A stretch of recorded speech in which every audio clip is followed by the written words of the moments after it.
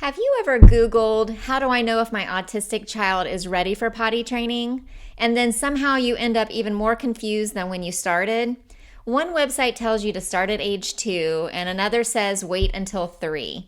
And then someone in a Facebook group swears they potty trained their child in one magical weekend. Meanwhile, you're sitting there thinking, my child won't even walk into the bathroom without a meltdown. What am I supposed to do? If that sounds familiar, first of all, welcome. We're so glad that you are here. And just so you know, potty training is one of the biggest milestones that families do face. And when they're raising an autistic child, you may have already realized that a lot of traditional potty training advice does not quite fit your reality. Today, I'm going to walk you through 12 signs that may show your child is ready to begin potty training. This is my first YouTube video, so bear with me. We're going to make it through together. We're also going to talk about what to do if your child is showing all of these signs yet, because readiness is not a pass or fail test. Before we get started, let me introduce myself. I am Dr. Tricia Shaw. I'm a retired educator, a former school principal, and I have a doctorate in organizational leadership. I have spent many years working with children with autism and other special needs. I've worked with educators and families. I created Autism Parenting Simplified with my daughter, Regan. Regan is a board-certified behavior analyst, or a BCBA, and she works full-time supporting autistic children and their families. Because Regan works full-time and I'm retired, you will probably see me a little more often here on this channel. You'll see Regan more on our social media channels because it's a little quicker and easier to film those videos, and she doesn't have the time outside of her busy job to do this type of stuff. But basically, she's doing the actual work, and I'm at home thinking, that would make a really great YouTube video. But even when I am the one talking, the information we share comes from our combined experience in education, behavior analysis, and family support. Our goal is to make autism parenting strategies feel practical, understandable, and realistic. There's no judgment here. There's no pretending that everything is easy. We know it's not. We've been there helping. And there's definitely no promise that your child will be potty trained by Sunday night if you just buy the right sticker chart on Amazon. So let's talk about readiness. The first thing I want you to understand is that your child does not need to master every single skill before beginning potty training. Readiness is not a test that your child either passes or fails. It's simply a way to identify what skills your child already has, what skills they may still need and that you'll need to teach them, and what can you do to make the process smoother for everyone. Think of potty training like building a house. You would not install the roof before pouring the foundation, right? So at least I hope you wouldn't. Potty training works the same way. The stronger the foundation, the smoother the learning process usually becomes. So let's look at the first sign. Sign number 1 is your child stays dry for longer periods. One of the first physical signs to watch for is whether your child stays dry for an hour or 2 at a time during the day. This may show that their bladder is beginning to hold urine for longer periods of time. Your child does not have to stay dry all morning. You're simply looking for stretches of time when the diaper or the pull-up remains dry. Before you begin potty training, spend a few days checking at regular intervals. You might check every 30 minutes or every hour and write down whether your child is wet or dry. You may begin to notice a pattern, and those patterns can give you helpful information about when your child may be most likely to need the bathroom. Sign number 2 that you need to be looking for. Bowel movements are somewhat predictable. Does your child tend to have a bowel movement around the same time each day? Maybe it usually happens after breakfast, or maybe it happens in the afternoon. Or sometimes children somehow have a special gift for timing these things perfectly. Maybe it happens 5 minutes after you put on a brand new diaper. Some children have that special gift for timing these things just perfectly for us. If bowel movements are somewhat predictable, that can help you decide when to schedule bathroom visits. It does not have to happen the exact same minute every day. You're simply looking for like a general pattern. Sign number 3, your child shows awareness of being wet or soiled. Some children begin showing that they notice they're wet or soiled. They may pull at their diaper, they may hide, they might bring you a clean diaper, they may become uncomfortable or upset, they may stop what they're doing and look down. Your child may not verbally say, "I need to be changed." They may communicate through behavior, facial expressions, gestures, or movement. Any awareness of being wet or soiled can be an important readiness sign.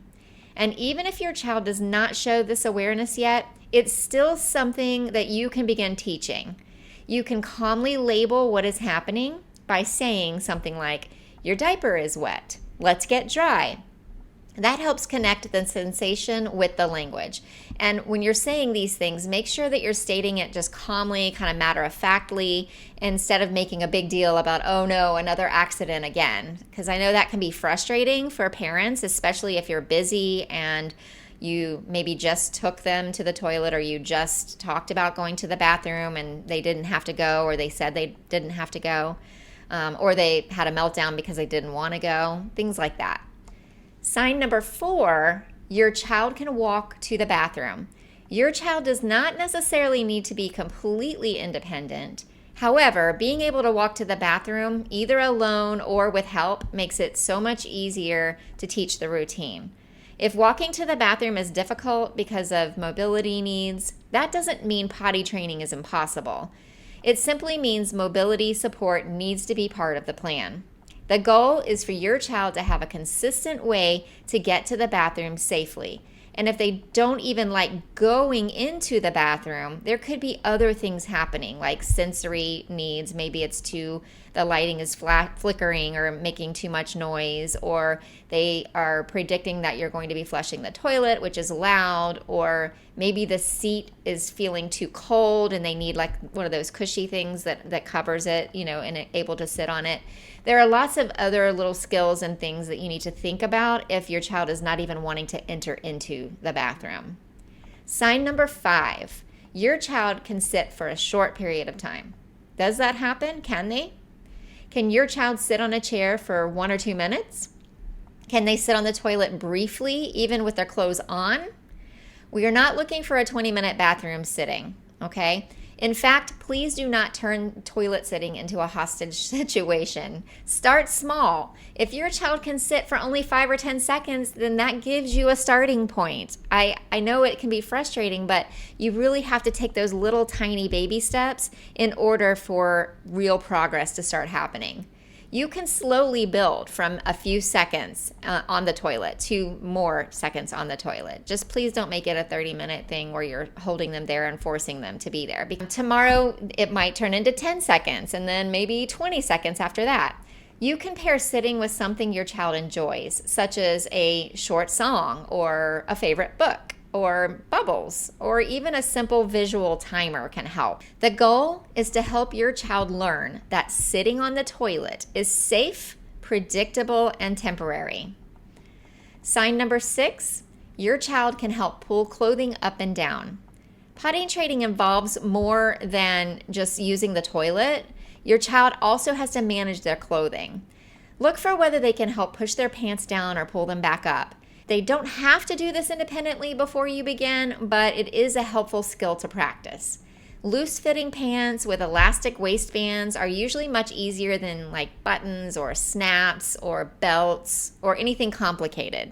Let me just say that potty training is probably not the right time to introduce overalls with 12 buckles, okay? We just need to make it simple.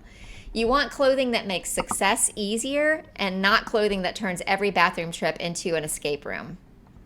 Sign number 7, your child can follow simple directions. Can your child follow simple directions like come to the bathroom, sit down, stand up, pull up your pants, wash your hands? Your child may need visual prompts or gestures or modeling or physical assistance with these things, and that's okay. We're not looking for perfect independence. And by the way, let me go on this little side tangent for a minute. You definitely don't want to use too many words, because when you're using too many words to verbally prompt them to do things, those are the types of prompts that are hard to fade. We don't want our children to start relying or waiting for us to give them the verbal instruction of pull down your pants, sit on the toilet, things like that. I would much rather you use a visual or a physical prompt where you're pointing to the pants or pointing to the toilet seat. We are looking for the ability to begin learning a short routine. If your child does better with visual information, use pictures for each step. For example, bathroom, pants down, sit, wipe, flush, wash hands. Visual supports can reduce confusion, and they can help your child understand what's expected of them. Sign number 8.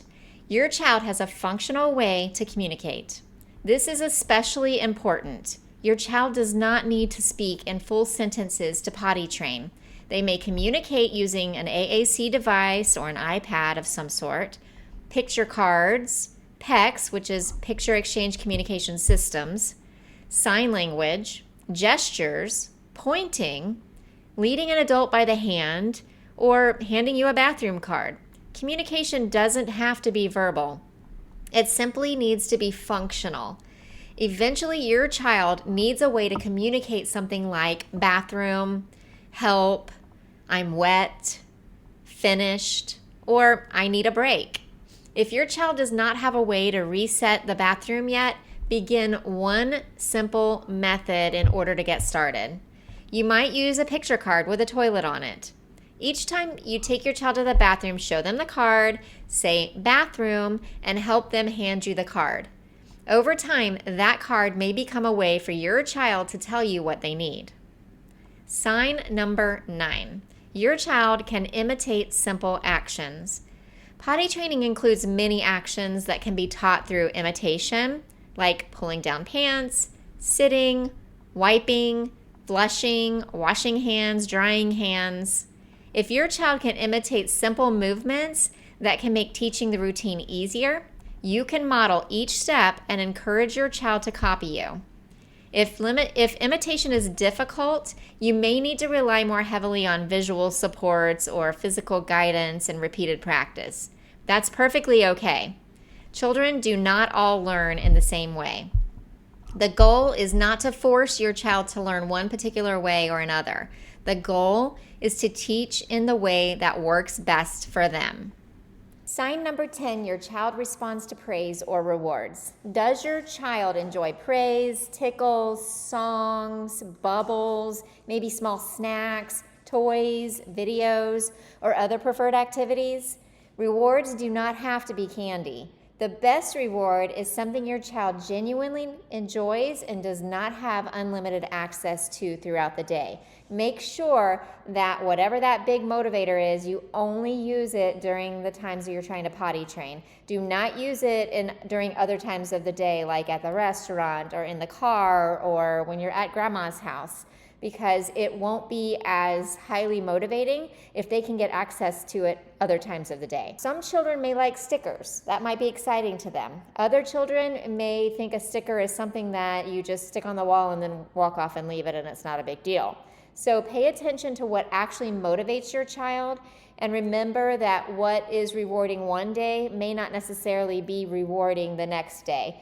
You know, I love my coffee some days, but then there are other days when I would prefer that dark chocolate truffle that I so, love from my chocolate store, my favorite chocolate store. So children can change their minds, and it's okay. They're allowed to have preferences. Sign number 11, your child can tolerate the bathroom environment. Bathrooms can be difficult for autistic children. They may be bright, they may echo, the toilet may flush loudly, the fan may hum, the seat may feel cold. The hand dryer in a public restroom, it can sound like a jet engine preparing for takeoff. Some children are physically ready to learn toileting, but they're not yet comfortable in the bathroom. And I would definitely not choose that public restroom as a starting point. Make sure it's somewhere where they can be more comfortable, like at home. Before focusing on using the toilet, your first goal may be helping your child enter the bathroom calmly. You might practice just walking in the bathroom and then immediately leaving, and standing near the toilet and then sitting with the lid closed, and then maybe sitting on the toilet with their clothes on. It's little baby steps. You might have to practice flushing from a distance. You may use headphones if certain sounds are overwhelming. You might have to dim the lights or remove a noisy air freshener. Making the bathroom feel safe is a part of potty training, and make sure you're using that reinforcer, that highly motivating reinforcer, when you're teaching these small skills as well. It's not just when they're peeing on the potty. If your child is frightened or overwhelmed, they're going to have a much harder time learning. Sign number 12. If your family is ready to be consistent, this is the readiness sign people often forget. Is your family ready? Not perfect, but just prepared. Do all caregivers agree on the same plan? I know this is a hard one. I've seen families where maybe mom was on board but dad wasn't, or vice versa, and I know that can be really difficult. Or if grandma is highly involved and she just wants to give the child what they want because she doesn't want them to be upset, things like that can be really difficult. So I know that it's a hard thing to sometimes manage, but it is important that you try to get everyone on the same plan. Do you have time to follow a routine consistently? If it's, if you have maybe 5 days where you're going to tackle it, but then after that they have to go to grandma's for 3 days because you're going on vacation without them, it's probably not a good time to start. I would wait until the vacation is over and then start at that point so that it can be consistent and happen on a daily basis. Do you have extra clothing and cleaning supplies ready? Have you chosen your rewards? Do you know how you're going to respond to accidents? Potty training doesn't require perfect parents, but it does require preparation. Usually on day 1, you are so excited, like we're all ready to go. Everybody's on the plan. Okay, we got this. Day 2, I'm feeling hopeful. I still think it'll probably happen. Day 3, somebody in the house is probably saying, maybe diapers aren't that bad after all. It's okay. That's normal if that happens. Consistency does matter more than perfection. It's also important that everybody responds to accidents in a similar way. Accidents have to be handled calmly and without shame. So you might just say something like, your pants are wet, let's get dry. Then help your child change and return to the routine. Potty training is a learning process. Accidents are information. They're not misbehavior. What if my child doesn't show all 12 signs, is what you might be asking. Take a deep breath. Your child does not need all 12 signs before you begin preparing. The purpose of looking at readiness is not to tell you that your child can't potty train. It's to show you what to work on first. Maybe your child needs to practice sitting for 30 minutes. 30 minutes. Oh my gosh, not 30 minutes. Please don't make your child sit on the toilet for 30 minutes. That's a very long time. I meant to say 30 seconds. Maybe they need a picture card to request the bathroom. Maybe they need to learn how to pull down elastic waist pants. Maybe they need time to be comfortable with the sound of the toilet flushing. Those skills count as potty training progress. Progress does not begin the day that your child wears underwear. Progress begins the day you start building the skills that make toileting possible. Okay, here are 3 common potty training mistakes. The first common mistake is starting because of pressure. Parents often feel pressure from family members, teachers, friends, social media. Someone might say, shouldn't they be potty trained by now? Oh my gosh, that gets on my nerves. I can't stand it when other people think they know better than the actual parents that are parenting the child. Remember, that person isn't raising your child. You are, and you know your child. Your child's developmental timeline does not have to match another child's timeline. Start because you have a thoughtful plan, not because someone made you feel embarrassed or behind. The second common mistake is changing the plan every few days. I do that with my own life. I'm thinking of my weight loss plan. Okay, I try it for a day or two. I'm like, this sucks. Let's try something different. Or I'll see something on social media and I'll be like, oh, that looks even better, and I'll switch it. Don't do that with the potty training. Some people, it looks like this. On Monday, you use a sticker chart. On Wednesday, you switch to chocolate chips. By Friday, you're trying a completely different potty training method that you found online at midnight. It's understandable. When parents are tired and frustrated, they want to fix the problem quickly. But autistic children need consistency and repetition. Give a well-designed plan enough time to work before changing everything. I always, in my career, told my teachers and my paraprofessionals, you have to come up with a plan and you have to give it at least 2 weeks. If you give up before that 2-week mark, you're not going to know if your plan was actually going to work or not. Now, with potty training, it could happen sooner than that. It just depends on the child. But I'm saying don't give up until you've given it a full 2 weeks of consistency, because you don't know if it's going to work if you don't give it the time to work. Okay, the third mistake is waiting for perfect readiness. Some parents wait until every skill is completely mastered. Other parents begin before their child has any foundational skills at all. The right answer is usually somewhere in the middle of that. You don't need perfection, but you need enough information to create a plan that matches your child's current abilities. Here's one small step you can take this week. Don't worry about beginning a full potty training program tomorrow. Instead, spend this week observing. Write down how long your child stays dry.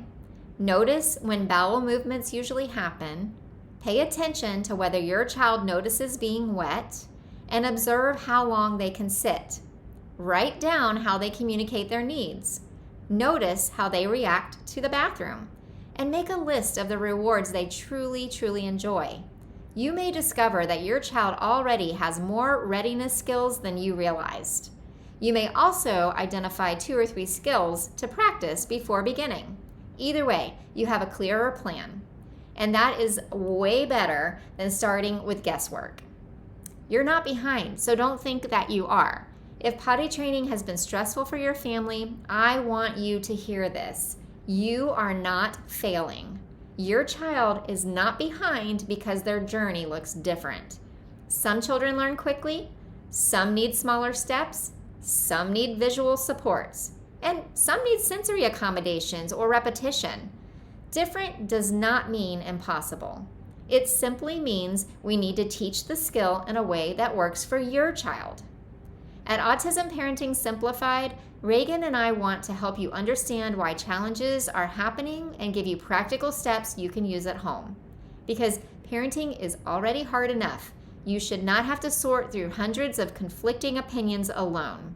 If this video helped you, please subscribe to our channel. We're going to be doing this often and give more information to parents. I'm also going to place some links down below of some of the items that we've created in order to help you through this process. We will be sharing practical autism parenting strategies related to potty training, communication, behavior, routines, and daily life. I also have a potty training readiness checklist that I'm going to link below that can help you identify the skills your child already has and the areas you may want to work on next. And let me know in the comments, what is the hardest part of potty training for your family right now? Your questions help Regan and me decide which videos to create next. Thank you so much for spending this time with me. And remember, you don't have to do everything all at once. One small, consistent step can move your child closer to success. I will see you in the next video.